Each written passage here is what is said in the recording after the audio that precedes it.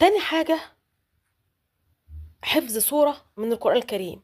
ما أنا حافظة سور كتير، ما أنا حافظة قل هو الله أحد، حافظة، مش فاهمة، بقرأ، مش بتدبر، بقول، بس مش بقول بالتشكيل والتجويد. دي حاجة جديدة الإنسان يشتغل عليها لما يكون في نفسه ويقول أنا يومي ما فيهوش جديد، ده اليوم كله نعمة وستر من رب العالمين، بس أنت اللي قاعد مكانك ما بتتحركش. طيب، قل هو الله أحد الله الصمد لم يلد ولم يولد ولم يكن كفوا أحد، إيه الاستفادة؟ أكيد لما احنا ناخدها بتفسيرها هيبقى لها وضع تاني.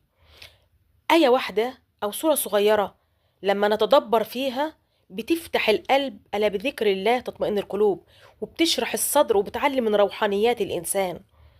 أمال الناس الروحانيين لما بتقولوا إن إحنا بنشعر معاهم بالأمن والأمان، أنا فلان والله لما بروح أقعد معاه بستريح، أنا لما بشوفه بهدى. طب هو إيه اللي فيه؟ إيه اللي فيه عن باقي البشر يعني؟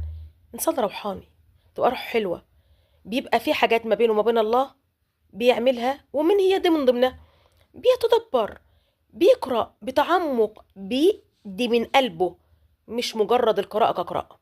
خلاص كده، ادي حاجة من ضمن اليوم. حاجة كمان، اعرف حكمة، وليكن زي لا تؤجل عمل اليوم الى الغد. ها، اقعد، مش مجرد 4 كلمات قالوا، ناهية، ما تأجلش بكرة، لان كمان نص ساعة انت ما تعرفش انت فين. كمان 10 دقايق ربما يجيلك تليفون يقولك تعالى سافر، ربما يجيلك تليفون انهض اخوك تعبان، ربما وانت نايم خبط عليك بالليل في حاجة في المطبخ انهضها. كمان ثواني، مش كمان ايام. نيجي كمان ممارسة نوع من انواع الرياضة، وليكن ابسط رياضة، رياضة المشي.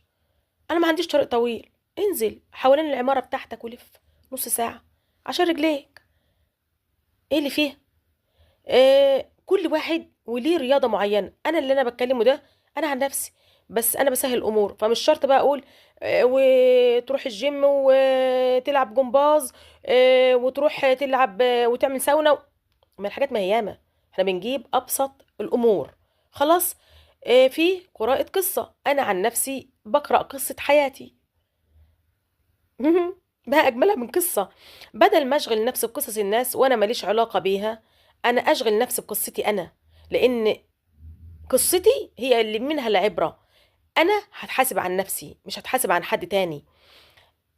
العالم الخارجي ده عالم اجتماعي بشكل مؤقت، لكن اساسي قصتي انا، عيوبي انا، اشوف ايه الخلل اللي موجود في حياتي